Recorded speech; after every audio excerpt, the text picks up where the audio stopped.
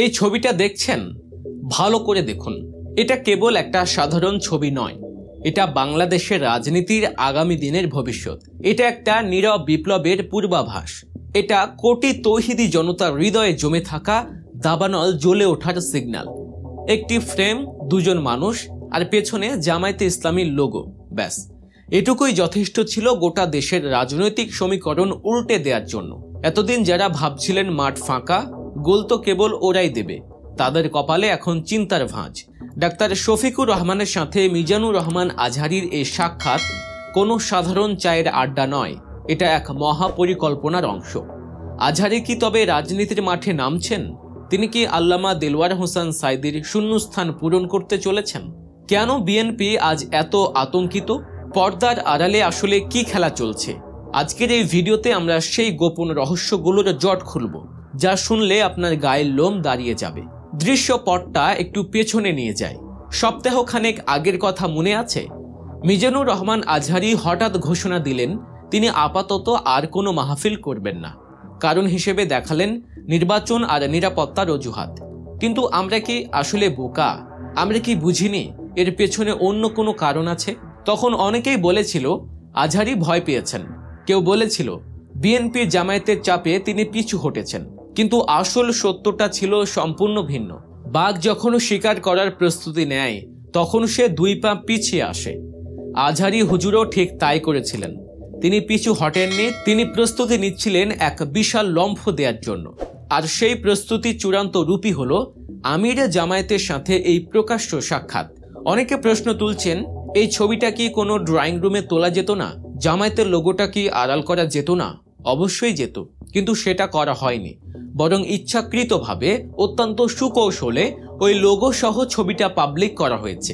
এর মানে পরিষ্কার, আজহারী আর কোনো রাগঢাক রাখতে চান না। তিনি বুঝিয়ে দিলেন তার অবস্থান কোথায়, তিনি কাদের সাথে আছেন এবং কাদের নেতৃত্বে আগামীর বাংলাদেশ গড়তে চান।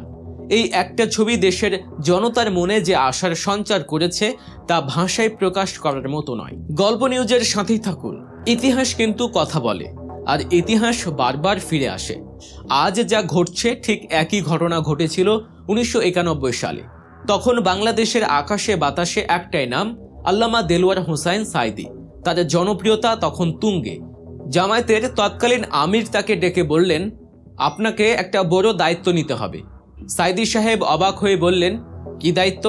আমির বললেন, আপনাকে পিরোজপুর থেকে নির্বাচন করতে হবে। সাঈদী সাহেব দলের সিদ্ধান্ত মেনে নিলেন। তিনি দাঁড়ালেন এমন এক আসন থেকে যেখানে বলা হতো হিন্দুদের ভোটি ফ্যাক্টর। কিন্তু আল্লাহর কি কুদরত, সাঈদী সাহেবের আগমনে সব হিসাব নিকাশ পাল্টে গেল। সুধাংশু শেখর হালদারকে হারিয়ে তিনি সংসদে ইসলামের সিংহ পুরুষ হিসেবে প্রবেশ করলেন। এর পরের ইতিহাস তো সবার জানা। 1996 সালেও তিনি এমপি হলেন। জীবনের 14টি বছর জেলের অন্ধকার প্রকোষ্ঠে কাটিয়ে তিনি শহীদ হলেন, কিন্তু আদর্শ থেকে এক চুলো সরেননি। আজ 2025 সালের দোরগোড়ায় দাঁড়িয়ে আমরা কি সেই ইতিহাসের পুনরাবৃত্তি দেখতে পাচ্ছি না? ডক্টর মিজানুর রহমান আজহারী কি সেই পথে হাঁটছেন না? সাঈদী সাহেবের উত্তরসূরি হিসেবে তাকেই কি আল্লাহ কবুল করে নিয়েছেন? শোনা যাচ্ছে আজহারী হুজুর এবার সরাসরি সংসদ নির্বাচনে অংশ নিতে পারেন। কুমিল্লা 3 আসন অর্থাৎ মুরাদনগর থেকে তার দাঁড়ানোর জোর গুঞ্জন শোনা যাচ্ছে। আর যদি তিনি সেখানে দাঁড়ান, তাহলে বিএনপির হেভিওয়েট প্রার্থী কায়কোবাদ কিংবা হাল আমলের উপদেষ্টা আসিফ মাহমুদ কারোর কি জামানত থাকবে? আজহারীর জনপ্রিয়তা যে লেভেলে, তাতে তিনি যদি ঢাকার কোনো আসন থেকেও দাঁড়ান, তবুও ব্যালট বাক্স উপচে পড়বে ইনশাআল্লাহ। কারণ এদেশের মানুষ এখন আর মার্কা দেখে না, মানুষ দেখে ইমান আর আমানত। জামায়াত যদি আগামীতে ক্ষমতায় যায়, তবে ধর্ম মন্ত্রণালয় সামলানোর জন্য আজহারীর চেয়ে যোগ্য ব্যক্তি আর কে হতে পারে? কিন্তু সমস্যা হলো অন্য জায়গায়। আজহারী মাঠে নামলে কাদের গায়ে জ্বালা ধরে? অবশ্যই ইসলাম বিদ্বেষী আর সুবিধাবাদী রাজনীতিকদের। বিশেষ করে বিএনপি এখন মহা টেনশনে। তারা ভেবেছিল আওয়ামী লীগ তো মাঠ ছাড়া, এখন ফাঁকা মাঠে গোল দিয়ে ক্ষমতায় যাওয়া কেবল সময়ের ব্যাপার। কিন্তু জামায়াতের এই ধীরস্থির উত্থান আর আজহারীর মতো জনপ্রিয় মুখদের দলে ভেড়ানো তাদের সব স্বপ্নে জল ঢেলে দিচ্ছে। গত বছর এই বিএনপি আজহারীকে জামায়াত শিবিরের লোক রাজাকার বলে গালি দিয়েছিল। সিলেটে তার মাহফিল বন্ধ করে দিয়েছিল। কেন? কারণ একটাই, ভয়। আজহারী মাঠে থাকলে তাদের ভোট ব্যাংক নড়বড়ে হয়ে যাবে। এই ভয়েই তারা তটস্থ। অথচ দেখুন বিএনপির ডাবল স্ট্যান্ডার্ড। তারা একদিকে জামায়াতকে ঠেকাতে মরিয়া, অন্যদিকে তলে তলে আওয়ামী লীগের সাথে আতাত করছে বলে অভিযোগ উঠছে। মির্জা ফখরুল ইসলাম আলমগীর তো আগেই বলেছিলেন আওয়ামী লীগের সব মামলা তুলে নেওয়া হবে। এবার তাদের আরেক নেতা ধানের শীষের প্রার্থী ফজলুল হক ঘোষণা দিলেন শেখ হাসিনার মামলাও তুলে নেওয়া হবে। চিন্তা করা যায়, যে হাসিনার হাতে হাজারো শহীদের রক্ত, যেই হাসিনা দেশকে ধ্বংসের দ্বার প্রান্তে নিয়ে গেছে, বিএনপি ক্ষমতায় এলে নাকি তার মামলাও বাতিল হবে। এটা কি ফজলুল হকের একার কথা? না, বিশ্লেষকরা বলছেন এটা তারেক রহমানের গ্রিন সিগন্যাল ছাড়া কথা বলা সম্ভব নয়। বিএনপি আসলে জনগণকে বোকা ভাবে। তারা মনে করে মানুষ কিছু বোঝে না, উপরে ভারত বিরোধিতা নাটক আর ভেতরে ভেতরে দিল্লির সাথে আপোষকামিতা, এটাই এখন তাদের রাজনীতির মূল মন্ত্র। এই যে দেখুন, ছাত্র রাজনীতির দিকে তাকালেও বিষয়টা আরও পরিষ্কার হবে। ঢাকা বিশ্ববিদ্যালয়, জাহাঙ্গীরনগর বিশ্ববিদ্যালয় সহ বিভিন্ন ক্যাম্পাসে ছাত্রদল এখন কি করছে? তারা ছাত্রলীগ স্টাইলে পেশি শক্তি দেখাতে চাইছে। কিন্তু ইসলামী ছাত্র শিবির যখন মেধা আর আদর্শ দিয়ে ছাত্রদের মন জয় করছে, তখন ছাত্রদল দিশেহারা হয়ে পড়েছে। তারা এখন প্রগতিশীলতার নামে বাম সংগঠনগুলোর সাথে জোট বাঁধছে শিবিরের বিরুদ্ধে। জাহাঙ্গীরনগর বিশ্ববিদ্যালয়ে নুরুল হক নূরের গণ অধিকার পরিষদের সাথে মিলে তারা প্যানেল দিচ্ছে। উদ্দেশ্য একটাই, যেভাবেই হোক শিবিরকে ঠেকাও। কিন্তু তাদের এই সুবিধাবাদী চরিত্র তাদের নিজেদের দলের কর্মীরাই মেনে নিতে পারছে না, যার ফলে ছাত্র দলের ভেতরেই এখন বিদ্রোহের আগুন জ্বলছে। অন্যদিকে প্রশাসনের দিকে তাকান, সেখানেও জামায়াত শিবির ফোবিয়া কাটছে না।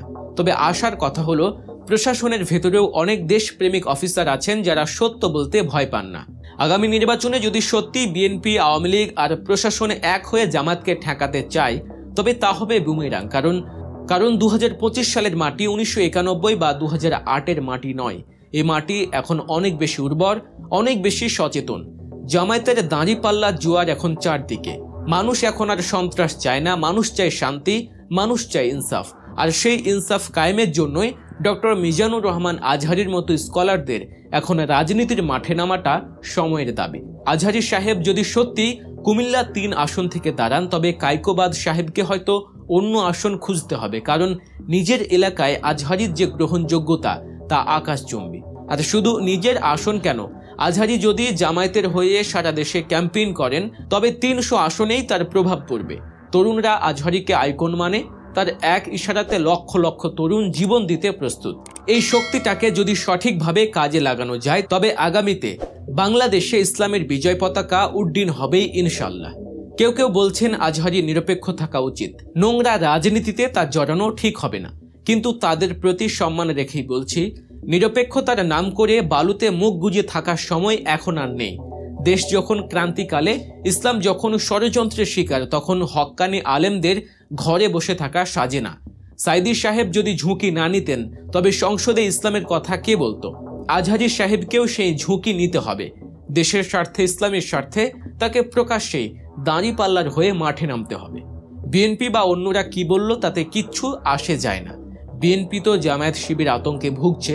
তারা সব জায়গায় ষড়যন্ত্র দেখে, কিন্তু তারা ভুলে গেছে ক্ষমতার মালিক আল্লাহ। ষড়যন্ত্র করে কাউকে ঠেকানো যায় না যদি আল্লাহ সহায় থাকেন। আমরা অপেক্ষায় আছি সেই মাহেন্দ্রক্ষণের, যখন আজহারি সাহেব সংসদে দাঁড়িয়ে বজ্রকণ্ঠে হক কথা বলবেন, ঠিক যেমনটি বলতেন আল্লামা সাইদি। আপনারা কি মনে করেন, আজহারি সাহেবের কি সরাসরি নির্বাচনে আসা উচিত? কুমিল্লা নাকি ঢাকা, কোন আসন থেকে তিনি নির্বাচন করলে ভালো হবে? কমেন্ট বক্সে আপনাদের সুচিন্তিত মতামত আমাদের জানান। ভিডিওটি ভালো লাগলে শেয়ার করে সবার কাছে সত্যটা পৌঁছে দিন এবং আমাদের চ্যানেল গল্প নিউজ অবশ্যই সাবস্ক্রাইব করুন, কারণ আমরাই তুলে আনি রাজনীতির পেছনের আসল গল্প। দেখা হচ্ছে পরের ভিডিওতে। সে পর্যন্ত ভালো থাকুন, সুস্থ থাকুন। আল্লাহ হাফেজ।